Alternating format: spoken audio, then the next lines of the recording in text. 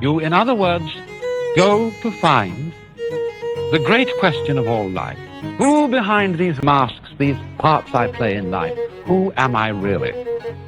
We often talk about finding ourselves in relation to our work. Am I doing the job I am really fitted for? Am I married to the person who really suits me? Am I living in the part of the world that is really congenial to my nature? This, you see, raises the question, doesn't it? What is one's fundamental nature? And if you look into this question carefully, you suddenly find yourself rather like an onion. You start peeling off masks or skins, looking deeper and deeper and deeper, until you get to the point of ultimate puzzle. What is it behind all this that is the very foundation of my consciousness? What am I really? Memories began flooding Abel's mind. A boy, fated to rise from the shadows, ran far from home, resisting reprimand of conscience. With haste, he set his eyes for naught but Erebus, a dwelling wherein cups are filled, but mouths are parched, where feet tread but walk in circles. Instigators rise up, contemptible, bidding men draw nigh to squalor. Eat, drink, and be merry, have your fill of all things pleasant to the flesh, to the eye, and that which lifts thee up, ne'er to be cast down. For supreme is thy position, hid from all scrutiny in darkness permanent, far from the hand of our dreadful foe. Light can neither pierce nor expose thee here, for thou art protected. May we war and rage 'gainst heaven with this, our noble ambition. He who went astray, Ignatius Abel, son of Edmund, took his place among the scornful and depraved, endorsing every word with uncouth glee as all the rest. Prone was he to chase the crowd where'er they would roam, to the abyss called Tiamat, heaven forbid, or even Tartarus, if left alone. However, soon to descend was favor through unearned, love without bound, and light which sought him out, the lowliest of men under heaven. That light tore through fog and forest, blazing way for the servant Michael, who proclaimed, "Ye sons of darkness, listen to my voice. O children of wrath, hearken to my speech. I come with word from celestial light. From height beyond do I herald the truth.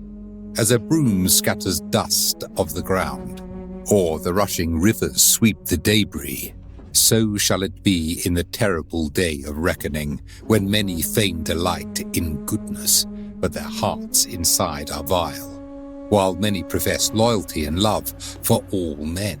Yet they lie with their tongues. The wicked shall fall. They shall not stand when judgment is pronounced over them. The mockers will shout, yet meet the same fate. The scornful shall deride, yet be brought low. For as the chaff which is torn in harvest, and the warrior pierced by the arrow, all who speak perversely are silenced, and the knees of the mighty shall fall. Ye have each forgotten thy forefathers, ye sons of men misplaced thy heritage. Brotherhood once granted thy people strength, wherewith those men of old stood upright amidst the tumult of tension and strife. Yet I witness ye stand over them now, in derision, dancing on their graves.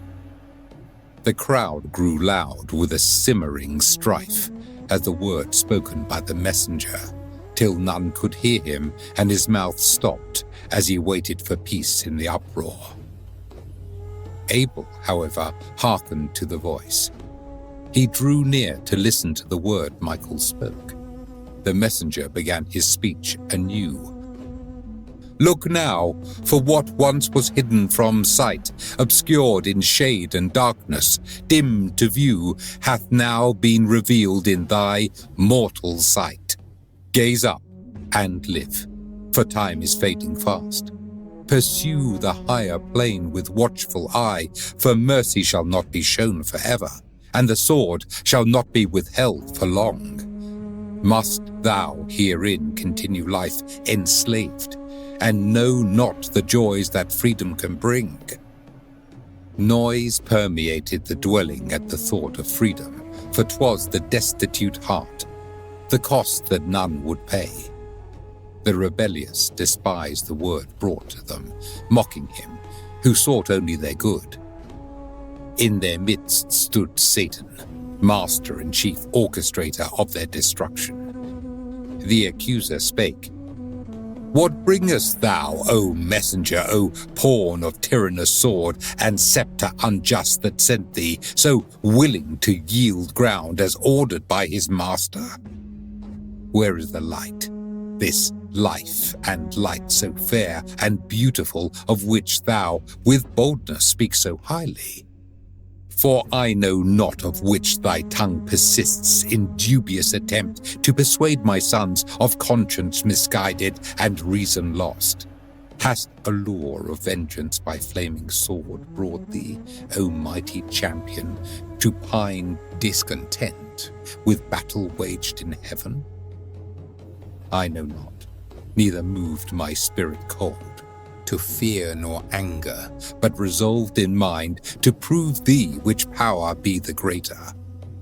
Recall to mind the grand voyage wherein our noble band crossed the perilous sea, encountering horrors unspeakable, departing Tartarus, our fiery home, to land upon that otherworldly shore beyond eternal night and starlit gate.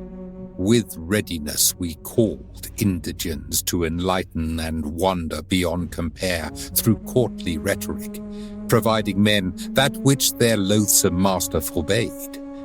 Yea, truly, what is man without knowledge of evil but vulnerable to destruction? Thus the devil inquired, too much applause from sin and death, his kin since first desire for power and position too lofty to attain sprung them forth, one by errant thought, ere present, other by awful union. So continued he that infernal speech, "Take note, O herald, of my progeny, great in number, greater still in zeal for cause forthright, the unconquerable will to possess, their father to emulate. Erudite in revenge, unending hate, and courage under wrathful tyranny. Henceforth they brandish sword and shield for war 'gainst lofty potentate, glory to steal, ethereal throne to shake once again." As Satan spoke, Ignatius made his way forward, exposing his own frailty and chains. He knew not his need for freedom till this day. Chains formed by sin no mortal man could render null. As sin smiled, well pleased with her work, and death outcome dire foresaw, Abel lost hope in himself. Falling to his knees, he extended his hands to the sky and bowed his head underneath the light. Lo, broke asunder, where the chains that bound him as higher strength filled his sinews and bones. A strong voice called out to him, saying, "You, my son, henceforth belong to me." And what joy the boy felt, being made free.